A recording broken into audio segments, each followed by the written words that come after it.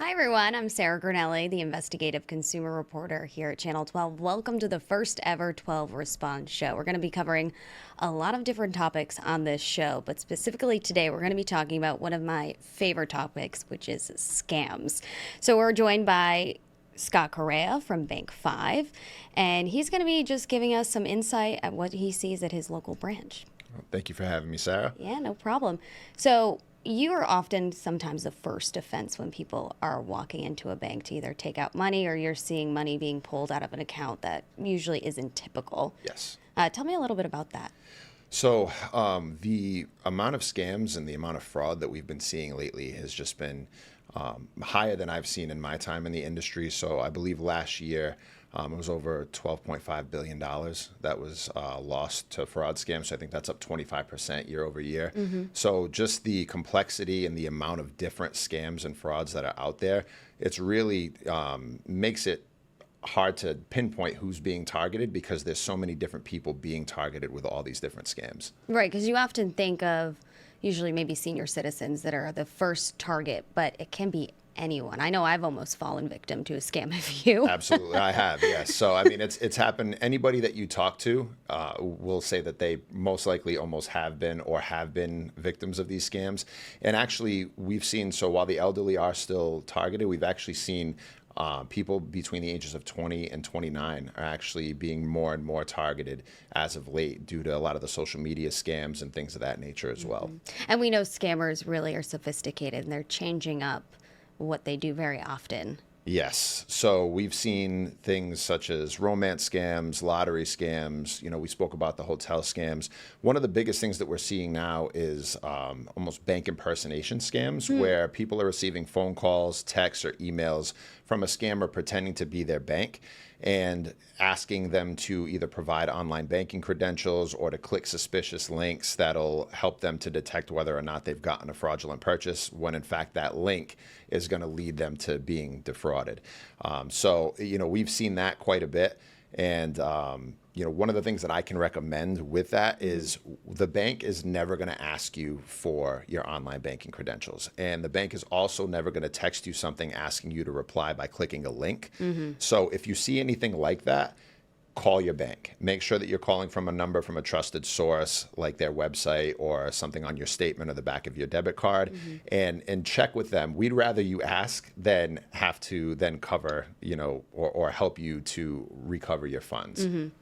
And when someone does that, when you get a call from someone who sounds so legit, it's really easy to fall for a trusted source like your bank. You think that they're the ones looking at your bank account, and instead it's a scammer. Yeah, and they've gotten so good at it to where, you know, it's if you're not diligent and if you're not making sure that you have the proper contact information and things like that for your bank, it's very easy to fall victim. So again, you know, using your bank's website, you know, so for us, bank5.com, all of our information is on there as far as how to contact not only our call center, but also the various different branches that we have. Also on your statement, again, as mentioned, you know, the phone number information that's on your actual bank statement, follow that. A lot of people will think, oh, I'll just Google the number, but unfortunately, there's ways that scammers can mask that as well. So, you know, don't Google it, go to the bank's website. That's actually how I almost fell victim to a scam. I was setting up my electric and gas account, and I Googled the company, and I called the number, and the scammers had advertised exactly as the company that I was calling. And then when I got on the phone, I was like, this does not sound right. My alarm bells were going off. And then I hung up the phone and I was like, I'm an investigative consumer reporter. I should not be falling for this, but it can happen to anyone. It really can. It really can. The amount of different types of people from different age groups, from different backgrounds that I've personally dealt with, it's hard to pinpoint, like I said, one particular group of people because everybody is a target. So what are some of the more interesting stories that you have seen coming into the bank? What kind of stories have people told you that you're flagging that are scams? So the romance scam, you know, unfortunately, you know, we hear about that, and a lot of times I feel like it's almost spoken, you know, jokingly, but it really is serious where, you know, you'll have somebody who, you know, is lonely and is now connecting with a person and then having to have that conversation with them where, hey, not only have you been scammed, but also, you know, the love of your life is not a real person. It's a very difficult conversation. unfortunately we've had to have multiple times with multiple different customers. So that one, it always kind of hits close to home. The employment scams where somebody will come in and they have a check saying, hey, I'm getting a new job. They're going to pay for my relocation. It looks like they overpaid me, so I have to send some money back. So we've seen that where now you have a person who's ready to uproot their entire life to go and work at this new job, and it turns out the whole thing is just an elaborate scam. The lottery scams, people come in and they're super excited. Hey, they just won $100,000. I can imagine. Or I would be excited. Yeah. Right? But then they receive a check from the prize holder saying, hey, I need you to send X amount of dollars back for taxes and fees so that this way you don't have to do it at the end of the year. And, if you receive any kind of monetary prize from the lottery, they're never going to ask you to pay anything for that.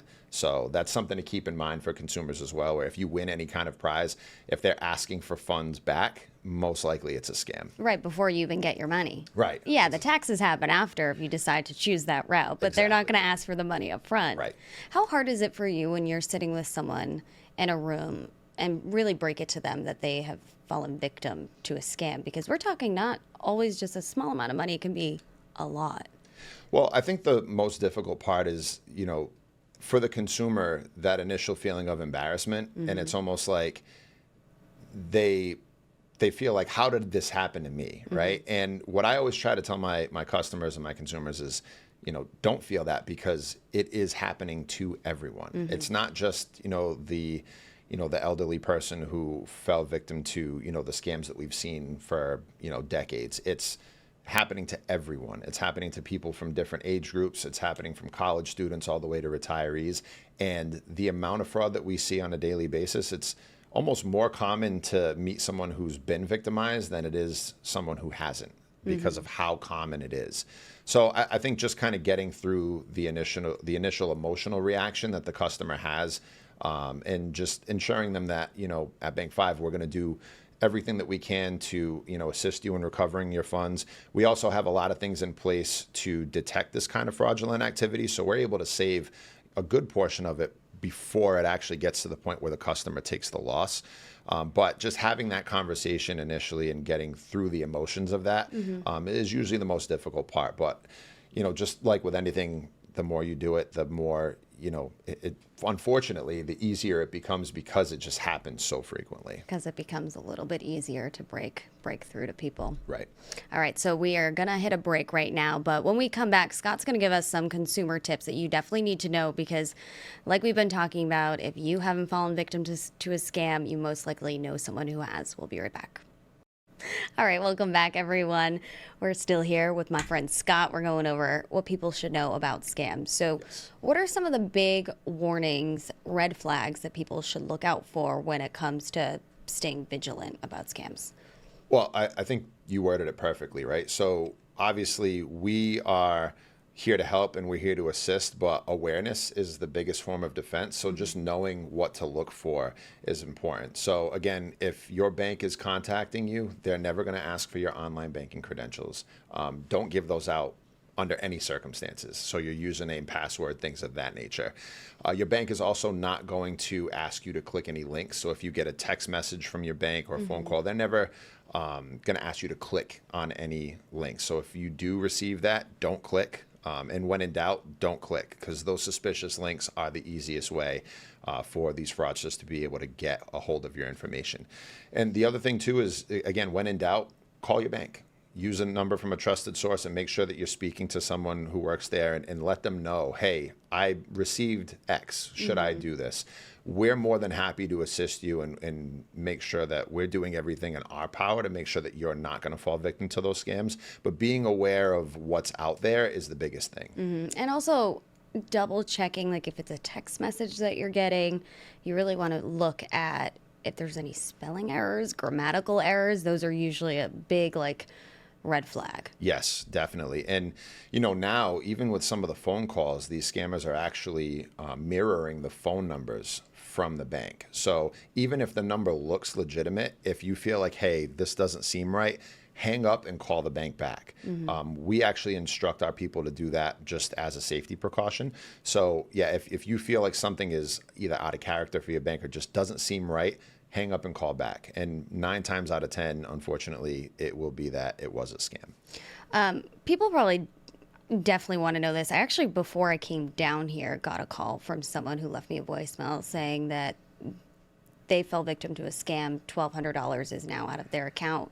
They're having a hard time recovering it. What is that process on the bank's end for protecting consumers, and what do consumers need to know if this happens to them? Yep. So your funds are protected from any unauthorized transaction. So if somebody gets a hold of your information without you providing it and they make a purchase, someone gets a hold of your debit card or anything like that, you would file the claim, call your bank immediately, file the dispute on that transaction, and then we go through our process to get you those funds back. Now, if you've willingly given out your online banking credentials or you've willingly given out your account information, This is a tough one. then it becomes harder to be able to recover those funds, because now you've essentially authorized that transaction and you've authorized the access to your account and your funds. So protect that authorization. Don't give out those credentials. Don't give out your debit card information or your account information to any untrusted source. Yeah, I don't think we can say this enough. Just be very protective Yes. of your money. I mean, we all want to fall in love and maybe, help our person out, but just really be mindful of where that money could go and that you likely wouldn't be able to get that back. Right, exactly. Especially if these bad actors are overseas, it's incredibly hard to get that money back. Yes, and these scams are elaborate to the point where people will scam and then disappear, and it's just virtually impossible to track where some of these scammers are coming from. So yeah, it becomes very difficult to recover your funds at that point. And from a bank's perspective, you will often flag that, hey, there's more money coming out of this account than typically does. What is the process of notifying the authorities? What are your steps that you guys take? Yep. So we have different programs through anti-money laundering and things of that nature that are set up to not only report the necessary activity with fraud, but also to prevent a lot of it. So as far as reporting to the authorities, it really depends on the transaction. It depends on the severity of the fraud. It depends on the size of the fraud. We have many different programs and processes in place to make sure that things are reported to the proper authorities when they take place. The biggest thing to remember as a consumer, though, is, again, it can't say it enough. I feel like I'm repeating myself, but protect your information. We have, our job is to make sure that we do our part to make sure that your money is safe. And I feel that we excel at that at Bank 5. But, the most important thing is that the consumer understands that their information is theirs to protect. And we're here to help do that. And so what should consumers do if their money has been taken by a scammer? If they realize they've fallen victim, who do they alert first? First person you want to alert is your bank, so that this way, no additional funds or damage can be taken or be done. So alert your bank right away. This way they can change out account numbers and debit cards and things of that nature. From there, if you talk to your bank, they'll be able to guide you as to which authorities you would want to then alert as to what happened with those scams. And would you recommend for people to constantly look at their bank statements to maybe check even if it's like a dollar charge? Because those dollar charges can sometimes be a tip-off. Absolutely. So, with our online banking app, your transactions are being seen in real time. And so I always recommend that, people are fearful of online banking, but again, it's something where if you're protecting your credentials, then you have nothing to worry about. And it's a great way for you to be able to see all of your transactions in real time. If not, then definitely use your statements that you're receiving either via email or the mail, and make sure that you recognize all of those transactions. You want to get those reported right away so that this way you can prevent any further transactions from taking place. I've talked about this a lot, two-step factor authentication. How important is that for people to make sure that they've got that on lockdown? Oh, very important. Very important. The more layers of protection you can give yourself, the better, right? So if you have the option on your banking app, which through our app you do, to have that multi-layered authentication, you definitely want to take advantage of it. And when you're thinking about setting up an account or changing your password, what do you recommend for people to do? How long do you think your password needs to be at this point? At this point, as long as you can make it. Obviously, you want to stay away from, Scott12345, right? Ah, You such want a it to good be password. right. I know, like you would never guess that. It's easy to remember. So, stay away from using your birthdays. Definitely don't use your social security number or anything along those lines. Try to make it complex. Use different, characters, numbers, a mix of capital letters, things of that nature where, the more complex you can make your password, the harder it's going to be for somebody to hack it. Right. And oftentimes you think that there's been so many data leaks anyways, you need to be changing your password pretty often. Yes. And a lot of times, a lot of places will trigger you to change it every so often, but it is a good practice for, maybe every 6 months to a year, maybe even sooner than that, to take a look at your password and change it to something else. So what's your password? Maybe off camera. No, we won't be sharing that. That's good protection. Today. Yes. All right. Thank you so much, Scott, for joining us today. Thank you, Sarah. I appreciate it. When we come back, I'm going to be sharing a little inside scoop of a 12 Response story that I've recently aired, and I get to be able to talk about some behind the scenes stuff. We'll be right back. Hey everyone, welcome back. This is a pretty exciting series that I get to do, which I get to give you a little bit a better look of what I experience doing 12 Response when I get to go to people's houses. So this story is about an 88-year-old woman who was accused of crashing a tractor trailer in New Jersey. Now the thing is, she doesn't go to New Jersey. She goes to her senior center right down the home, and it was right down her street. And it really was all because of duplicate license plates issues that she's been dealing with here in Rhode Island. So take a listen. Gloria Gabriel holds up photos of the SUV she supposedly hit in New Jersey while driving a tractor trailer in September of last year. Now let me ask you this. Have you ever driven a tractor trailer in New Jersey? No. I only go from here to the center, which is right down the street. It takes me 8 minutes to get there. The problem boils down to this. The driver of the truck has the same license plate number as Gloria, but with a commercial registration, while Gloria has a passenger plate. This letter came in the mail saying she needed to pay for the damage done, totaling $2,682. It was 12 pages. They went through every detail. You know what? You feel like a criminal. 12 News has been documenting duplicate license plate issues for years.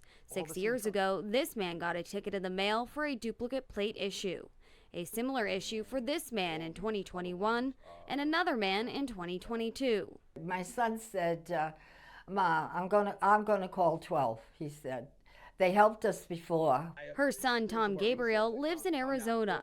He says he jumped through hoops contacting the police department in New Jersey to amend their initial report and the rental car company to clear his mother's name. But overall, his frustration lies with the Rhode Island Department of Motor Vehicles, who issued duplicate plates more than a decade ago. Even though they stopped issuing, they're still out there. So the problem isn't solved.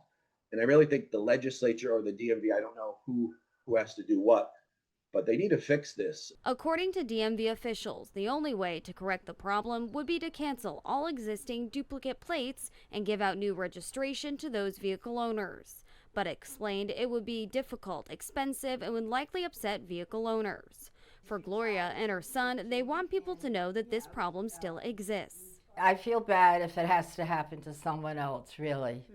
And, you need the stamina to just say, come on now, enough's enough. And that's my story. And that's her story. She also called the whole situation just baloney. The interesting thing about being with Gloria is that 2 years ago, we did a 12 Response with her. So her utility company came out to her house, trimmed some trees near her power lines, and it was just a botched job, and she was really upset. The one thing to know about Gloria is she takes pride in her house. She's lived there for years. So we got the utility company to come back out. They actually pulled out that tree, and they planted her a new one. So when we got to walk into her house, right in the middle of her front yard was this tree, pretty tiny. It's only 2 years old, with these beautiful white flowers. And the thing with 12 Response is something like that is going to last decades, and it's just incredible to be able to have that type of change and really be able to give something to someone when, her tree was botched and now she has a beautiful new one. And she was just a delight to hang out with. That's something I get to do often. There's so many people that I get to go into their homes, sit down with them, and talk with them. And oftentimes I find that I would want to go back and hang out with a lot of the people like Gloria. She was a hot ticket, that's for sure. She loves to go to her senior center right down the street and hang out with her friends. She stays very busy, and she honestly is just a hoot. Well, thank you guys so much for joining us on this 12 Respond show. We hope you have a great day.